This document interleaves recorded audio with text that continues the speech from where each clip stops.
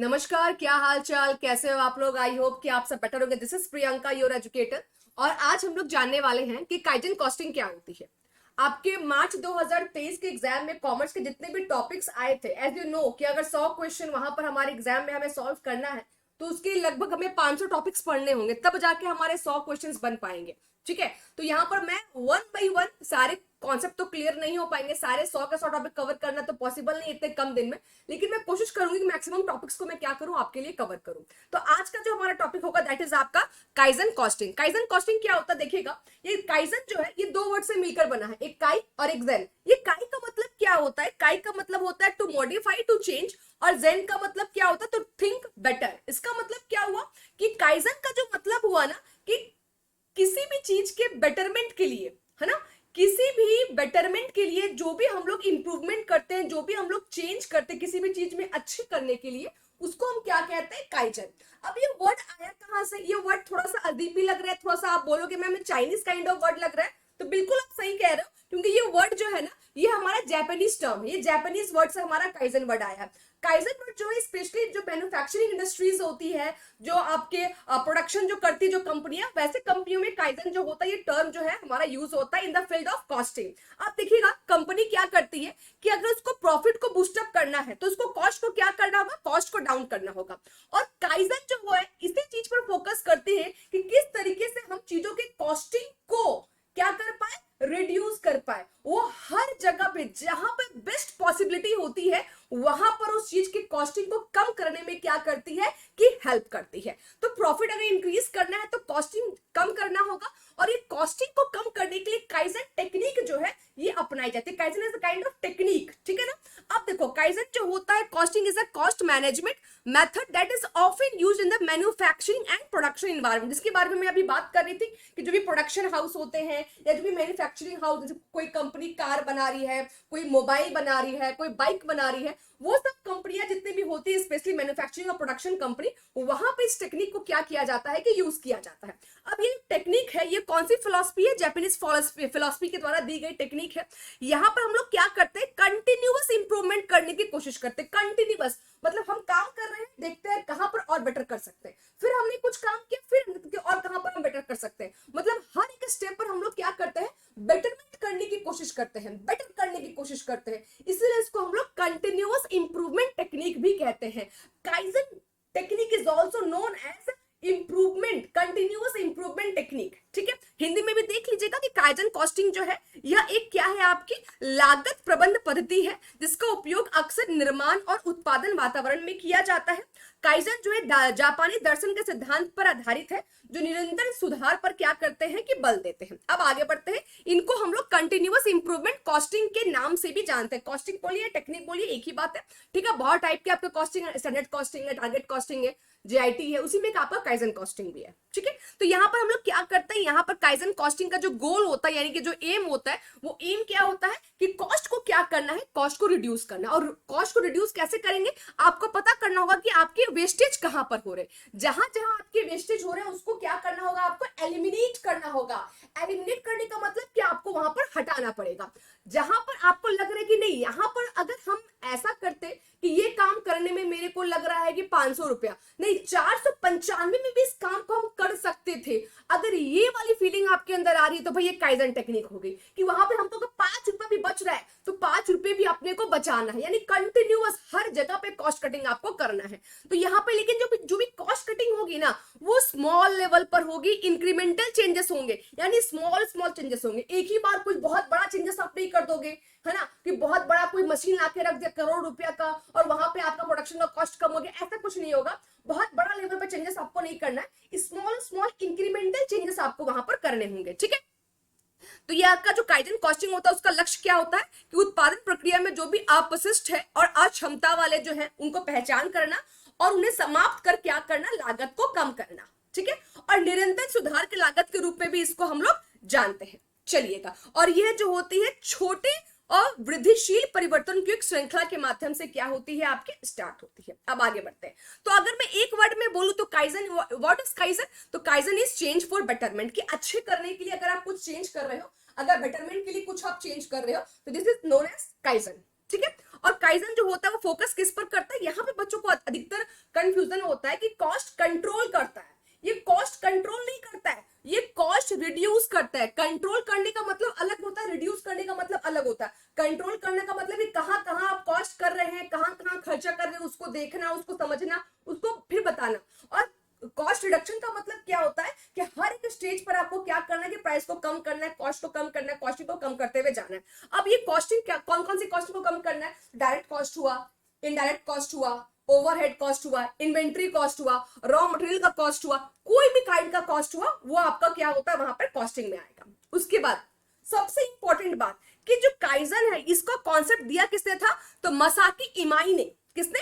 मसाकी इमाई ने इस कॉन्सेप्ट को क्या किया था, आपका इंट्रोड्यूस किया था वर्ल्ड वॉर 2 के बाद। और एक बहुत इंपॉर्टेंट बात कि जो आपका काइजन कॉस्टिंग है, ये तो आपको पता है कि ये मैन्युफैक्चरिंग और प्रोडक्शन इंडस्ट्री में क्या की जाती है कि इसको ये बनाया जा, मतलब इसको यूज किया जाता है। लेकिन ये कब किया जाता है, इसके कौन से स्टेप में किया जाता है? वस्तु बनने के बाद कि वस्तु बनने से पहले, कि मार्केटिंग के समय, की रिसर्च के समय, कब किया जाता है? तो काइजन कॉस्टिंग जो है ये किया जाता है जब आपका प्रोडक्ट जो है वो डिजाइन हो जाता है। तो इस चीज को याद रखिएगा कि प्रोडक्ट के डिजाइन होने के बाद काइजन कॉस्टिंग का जो काम है वो शुरू होता है। और ये कॉस्ट को क्या करता है? रिड्यूस करने का काम करता है। जो भी आपके जितने भी वेस्टेज होते हैं, जितने भी आपकी इनइफिशियंसी, जहां जहां पर इनइफिशियंसी देखने को मिलेगी, उसको रिड्यूस करने का काम करता है काइजन कॉस्टिंग।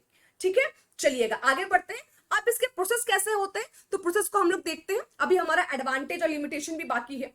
प्रोसेस में हम लोग क्या करते हैं, सबसे पहले हम लोग क्या करते हैं, प्रॉब्लम को क्या करते हैं कि एम्प्लॉय को यहाँ पर इन्वॉल्व करना है। ठीक है ना, ये जितनी भी चीजें होती है ये आपके लोअर लेवल मैनेजमेंट पर होती है। अगर आपसे पूछेगा कि काइजन जो होता है वो कौन से मैनेजमेंट पर होता है, लोअर लेवल, मिडिल लेवल या अपर लेवल, तो याद रखिएगा जो काइजन का जो टेक्निक अपनाया जाता है ये लोअर लेवल पर आपका अपनाया जाता है।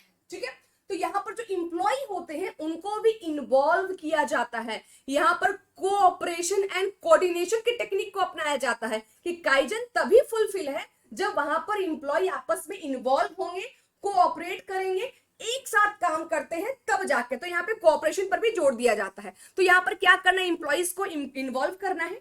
उसके बाद प्रॉब्लम्स क्या है उसको आइडेंटिफाई करना है।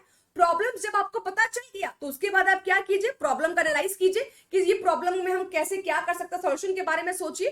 फिर आप वहां पे सॉल्यूशन को डेवलप कीजिए। जब सॉल्यूशन डेवलप आपका हो गया तो सॉल्यूशन को क्या कर दीजिए, इंप्लीमेंट कर दीजिए। सॉल्यूशन जब आपका एक बार इंप्लीमेंट हो गया तो उसके बाद फिर आप क्या करेंगे कि आपको रिजल्ट को एनालाइज करना है। सबसे पहले आपने प्रॉब्लम देखा, प्रॉब्लम के बारे में सोचा, समझा, उसको जाना, फिर सॉल्यूशन कुछ निकला वहां से, उस सॉल्यूशन को क्या कर दिया आपने, अप्लाई कर दिया। अप्लाई करने के बाद अब आपको ये देखना है कि जो प्रॉब्लम था और इसका सॉल्यूशन आपने दे दिया, तो अप्लाई करने के बाद क्या वो रिजल्ट वहां पे फ्रूटफुल है कि नहीं। तो इसके लिए आपको रिजल्ट का भी क्या करना पड़ेगा, एनालाइज करना पड़ेगा, और वहां पर एक आपको स्टैंडर्डाइज सॉल्यूशन जो है वहां पे प्रोवाइड करना पड़ेगा। तो ये जो होता है पूरा प्रोसेस होता है जिसके थ्रू आपका काइजन टेक्निक जो है ये पूरी की पूरी तरह से की जाती है। अब अगर आगे हम चले तो काइजन कॉस्टिंग जो होता है ये दो टाइप का होता है। एक होता है आपका एसेट स्पेसिफिक और एक आपका होता है प्रोडक्शन स्पेसिफिक, या फिर इसको हम बोलते हैं प्रोडक्ट स्पेसिफिक। एसेट का स्पेसिफिक का मतलब, एसेट्स का मतलब क्या होता है मैम, तो एसेट्स का मतलब कोई भी आपके पास इक्विपमेंट है, ठीक है, आपके पास जो भी आपके इक्विपमेंट्स है वो आपके क्या हो गए, एसेट्स हो गए। और प्रोडक्ट का मतलब क्या होता है, जो वस्तु आप बनाते हैं, आपकी कंपनी में जो वस्तु बनती है वो आपके क्या हो गए, प्रोडक्ट हो गए। तो ये दोनों में आपका क्या जाता है कि काइजन कॉस्टिंग का जो होता है दो टाइप्स आपके होते हैं। प्रोडक्ट स्पेसिफिक कॉन्सेप्ट में क्या बोला जाता है कि यहाँ पर जो होता है प्रोडक्ट स्पेसिफिक टेक्निक में यहाँ पर आपका प्रोडक्टिविटी को और इफिशियंसी को एनहांस करने के लिए काइजन कॉस्टिंग जो है वहां पर की जाती है।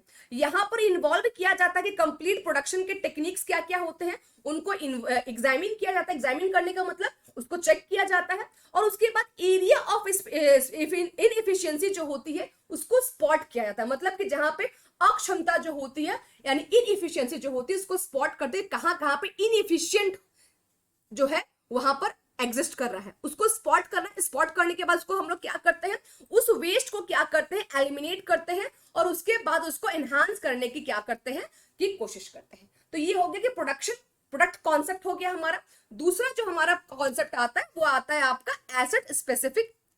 एसेट स्पेसिफिक मतलब क्या होता है कि आपका जो भी कॉस्ट मैनेजमेंट टेक्निक में जो फोकस किया जाता है, अब वो किस पर फोकस किया जाता है, अब वो कुछ सर्टेन इक्विपमेंट पर फोकस किया जाता है कि कौन सा ऐसा एसेट्स है जहां पर आपको कॉस्ट रिड्यूस करने की जरूरत है। कौन से एसेट्स में आपका जो पैसा है वो जा रहा है, उसके बिना भी हमारा काम चल सकता था, या उस पे जो हम लोग मेंटेनेंस कर रहे हैं, जो भी हमारा उस पर खर्चा हो रहा है इक्विपमेंट के ऊपर, क्या वहां पर हम कुछ और कटौती कर सकते हैं। तो यहाँ पे स्पेसिफिक एसेट्स को चुना जाता है और उसको एग्जामिन किया जाता है, और ये जो एग्जामिन होता है क्रिटिकली एग्जामिन किया जाता है, और वहां पर आपका क्या किया जाता है कि वहां पर इफिशियंसी को इंक्रीज करने के लिए और इनइफिशियंसी को डिक्रीज करने के लिए काम किया जाता है, और वहां पर आपका जो सिस्टम होता है उसको इस तरह से आपके परफॉर्मेंस को एनहांस किया जाता है। तो एक होता है स्पेसिफिक प्रोडक्ट वाइज होता है, और एक होता है स्पेसिफिक एसेट्स वाइज। तो दो अप्रोच यहाँ पर हमारे देखे जाते हैं। अब इसके एडवांटेज के बारे में अगर हम बात करें, क्या फायदा है, तो भैया कॉस्ट हमारा कम हो जाता है, ठीक है, कस्टमर सेटिस्फाइड होता है, वर्क परफॉर्मेंस जो है टीम का वर्क परफॉर्मेंस वो हमारा इनहांस हो जाता है, कंटिन्यूअस इंप्रूवमेंट होता है, उसके बाद वर्क इन्वायरमेंट बेटर होता है, हमेशा कुछ अच्छा कर रहे कुछ अच्छा कर रहे कुछ अच्छा कर रहे, तो वहां पे वर्क इन्वायरमेंट भी क्या होता है आपका बेटर होता है, प्रॉब्लम सॉल्विंग टेक्निक वहां पे आपका इनिशिएट होती है, क्रॉस फंक्शनल टीम वहां पे प्रमोट होता है, ये आपका वाइडली एप्लीकेबल है, मतलब इसको प्रैक्टिकली आप अप्लाई भी कर सकते हो। उसके बाद यहाँ पे जो वेस्टेज जो होते हैं, जो कि बेफजूल के जो खर्चे होते हैं, जो बेफजूल की चीजें होती है, उनको भी रिड्यूस करने में आपको हेल्प मिलती है। और लास्ट हम लोग चलते हैं लिमिटेशन के ऊपर। तो ये तो आपके फायदे हो गए, काइजन के आपके फायदे हो गए। अब आपको पता है कि एक सिक्के के दो पहलू, अगर एक फायदा है तो एक नुकसान भी है। तो नुकसान क्या है इसका, नुकसान आपका ये है कि यहाँ पर जो बर्डन है आपको, जैसे कि मैंने बोला कि आपका जो काइजन है ये लो लेवल पर किया जाता है, तो लो लेवल पर इसका क्या पड़ता है, बहुत ज्यादा बर्डन पड़ता है, ठीक है। उसके बाद यहाँ पे लैक ऑफ ट्रेनिंग की वजह से क्या होती है, काम सही से नहीं हो पाती है, ठीक है। और दूसरी बात कि यहाँ पे परमानेंट चेंज सिस्टम, यहाँ पे जो चेंजेस होते रहते हैं ना, ये ऑलवेज आपका होते रहता है होते रहता है होते रहता है। तो चेंजेस आपके फिक्स नहीं होते, वो ऑलवेज आपके चेंज होते रहते होते रहते होते रहते। तो ये सब जो चीजें है ना, ये सब आपके ड्रॉबैक है काइजन कॉस्टिंग के, ठीक है। तो आई होप कि आपको हेल्प मिला होगा और काइजन कॉस्टिंग का कॉन्सेप्ट आपको समझ में आ गया होगा। अगर समझ में आ गया होगा तो वीडियो में अपना कमेंट जरूर दीजिएगा। और ऐसे ही आपको किस टॉपिक पर डाउट है, कौन सा टॉपिक आपको समझ में नहीं आता, किस पर आपको और वीडियो चाहिए, तो कमेंट बॉक्स में आप लोग उस टॉपिक का नाम लिख सकते हैं, उस पर आपको वीडियो प्रोवाइड कर दिया जाएगा। Okay, thank you so much. अगर पहली बार मेरी वीडियो को देख रहे हैं, चैनल को सब्सक्राइब जरूर कर लीजिएगा। हमारा डेली क्लास जो है 8 PM पर चलता है यूट्यूब पर, और 10 PM पर चलता है टेक्स्ट बुक के ऐप पर। Bye bye, take care, all the very best.